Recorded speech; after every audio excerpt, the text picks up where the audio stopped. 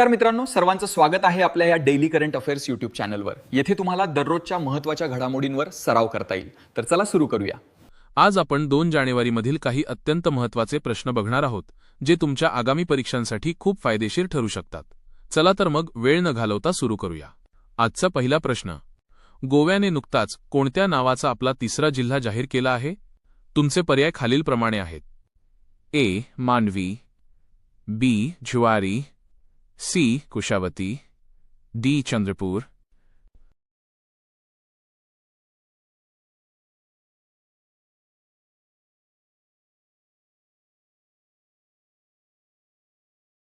या प्रश्नाचे योग्य उत्तर आहे पर्याय सी कुशावती।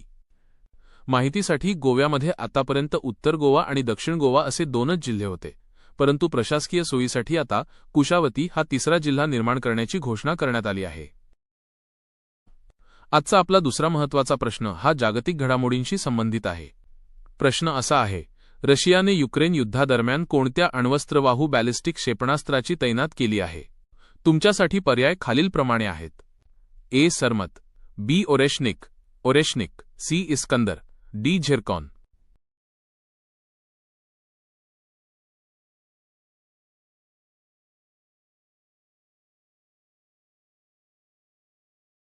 मित्रांनो, या प्रश्नाचे योग्य उत्तर आहे बी ओरेशनिक। हे क्षेपणास्त्र हायपरसॉनिक वेगाने आवाजाच्या वेगापेक्षा कित्येक पटीने जास्त प्रवास करते। याची सर्वात मोठी ताकद म्हणजे हे क्षेपणास्त्र अण्वस्त्रे वाहून नेण्यास सक्षम असून सध्याच्या कोणत्याही हवाई संरक्षण यंत्रणेला एअर डिफेन्स सिस्टम ते भेदणे जवळपास अशक्य आहे। चला तर मग आजचा तिसरा प्रश्न बघूया।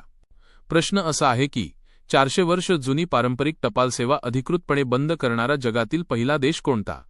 या प्रश्नासाठी आपल्याकडे 4 पर्याय आहेत: A Sweden, B Norway, C Denmark, D Germany.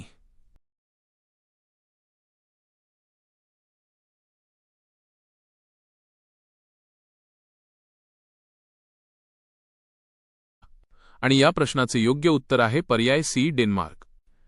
माहितीसाठी छोटी टीप, डेन्मार्कने त्यांच्या 375 वर्षांहून अधिक काळ चालत आलेल्या पारंपरिक टपाल सेवेला पोस्टनॉट डेन्मार्क अधिकृतपणे निरोप दिला आहे, कारण डिजिटल क्रांतीमुळे तिथे पत्रांचा वापर प्रचंड प्रमाणात कमी झाला होता। आता आपण चौथा प्रश्न बघूया। प्रश्न असा आहे की डीआरडीओने ओडिशा किनारपट्टीवरून कोणत्या जमिनीवर मारा करणाऱ्या बॅलिस्टिक क्षेपणास्त्राची यशस्वी चाचणी केली? या प्रश्नासाठी आपल्याकडे दिलेले पर्याय आहेत: ए प्रलय, बी अग्नि 5, सी पृथ्वी 2, डी ब्राह्मोस।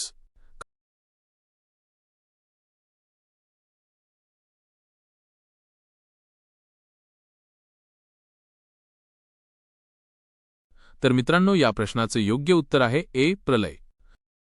चला तर मग आता आपण आपला 5वा प्रश्न बघूया। प्रश्न असा आहे की भारताचे पहिले स्वदेशी बनावटीचे हेलिकॉप्टर म्हणून कोणते हेलिकॉप्टर बंगळुरूमध्ये लॉन्च करण्यात आले? यासाठी आपले पर्याय आहेत: A Prachand, B Dhruv NG, C Chetak, D Rudra. तुम्हाला काय वाटते, याचे बरोबर उत्तर काय असेल?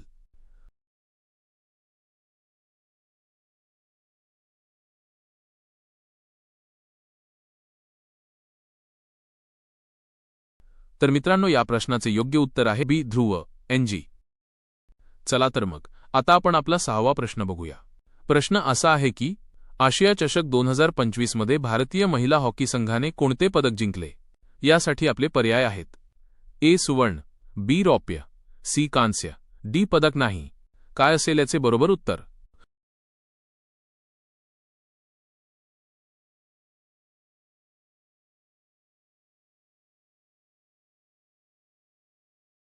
तर मित्रांनो, या प्रश्नाचे योग्य उत्तर आहे बी रौप्य।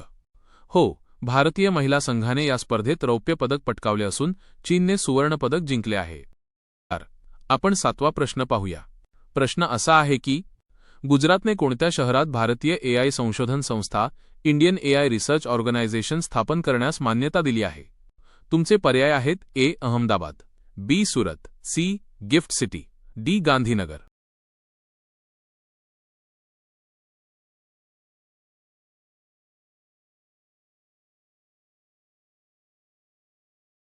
योग्य उत्तर आहे C GIFT City. Gujarat International Finance Tec City GIFT सिटीमध्ये ही महत्त्वाची संशोधन संस्था स्थापन केली जाणार आहे, ज्याचा उद्देश तंत्रज्ञान आणि आर्टिफिशियल इंटेलिजन्स क्षेत्रात भारताला पुढे नेणे हा आहे. आता आपण आजचा 8वा प्रश्न पाहूया. प्रश्न अतिशय महत्त्वाचा आहे, नीट लक्ष द्या. कर्नाटक सरकारने सरकारी शाळांमध्ये कोणती प्रयोगशाळा योजना सुरू केली आहे? तुमच्यासमोर 4 पर्याय आहेत. ए. विज्ञानपथ, बी. विजयपथ, सी. ज्ञानसंकुल, डी. डिजिटल शाळा.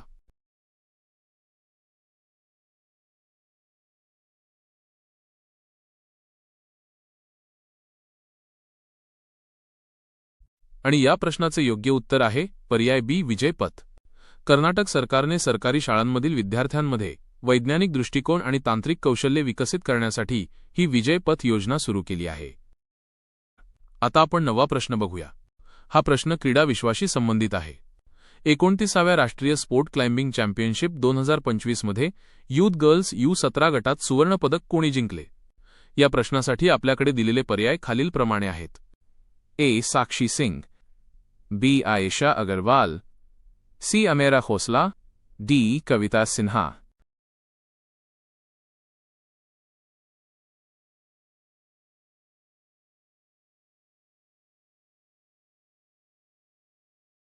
आणि या प्रश्नाचे योग्य उत्तर आहे सी. अमेरा खोसला. चला तर मग आता आपण आपल्या आजच्या प्रश्नमंजुषेतील 10वा प्रश्न बघूया. खूप महत्त्वाचा प्रश्न आहे, लक्ष देऊन ऐका. कोणत्या क्रीडापटूला नुकताच मोहम्मद बिन रशीद स्पोर्ट्स अवॉर्डने सन्मानित करण्यात आले आहे? तुमच्यासमोर पर्याय आहेत. ए. लिओनेल मेस्सी, बी. नोवाक जोकोविच, सी. राफेल नदाल आणि डी. विराट कोहली.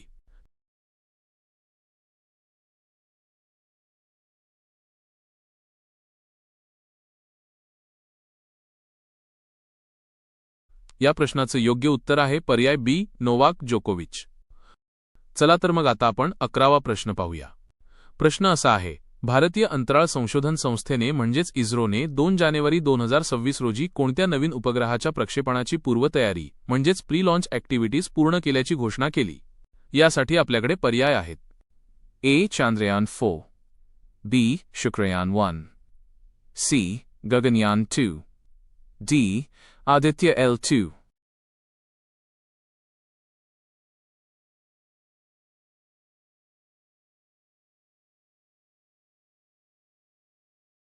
आणि या प्रश्नाचे योग्य उत्तर आहे पर्याय सी डॅश गगनयान 2. आता आपण 12वा प्रश्न बघूया. प्रश्न असा आहे की जानेवारी 2026 मध्ये भारतीय हवाई दलाच्या म्हणजेच IAFच्या उपप्रमुख व्हाईस चीफ पदी कोणाची नियुक्ती करण्यात आली आहे? यासाठी आपल्यासमोर पर्याय आहेत. A. Air marshal Nagesh Kapoor, B. Air marshal Ashutosh Dikshit, C. Air marshal Amarpreet Singh, D. Air marshal Sandeep Singh.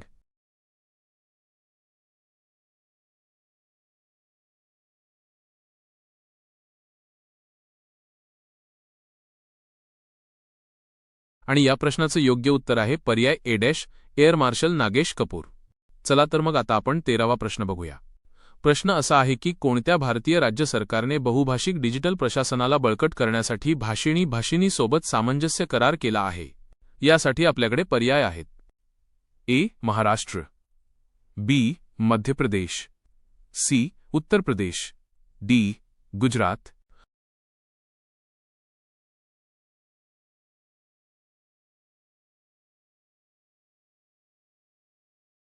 आणि या प्रश्नाचं योग्य उत्तर आहे पर्याय बी डॅश मध्य प्रदेश. चला आता आपण 14वा प्रश्न बघूया. प्रश्न आहे, मेहर कॅस्टेलिनो ज्यांचे नुकतेच निधन झाले त्या कोणत्या क्षेत्राशी संबंधित होत्या? यासाठी आपल्याकडे पर्याय आहेत. ए. चित्रकला, बी. फॅशन पत्रकारिता बॉन मॉडेलिंग, सी. राजकारण, डी. विज्ञान.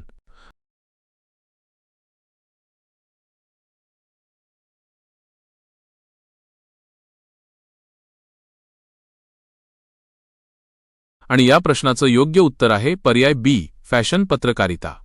महत्त्वाची माहिती, त्या केवळ फॅशन पत्रकारच नव्हत्या तर 1964 मध्ये त्या भारताच्या पहिल्या मिस इंडिया ठरल्या होत्या.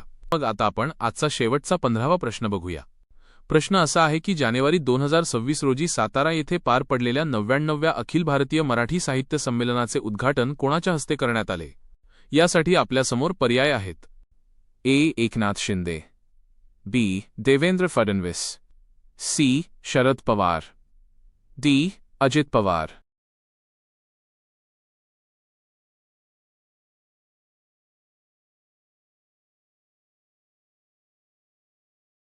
आणि या प्रश्नाचे योग्य उत्तर आहे पर्याय बी डॅश देवेंद्र फडणवीस. विशेष म्हणजे या संमेलनाचे अध्यक्षपद ज्येष्ठ लेखिका तारा भवाळकर यांनी भूषविले आहे.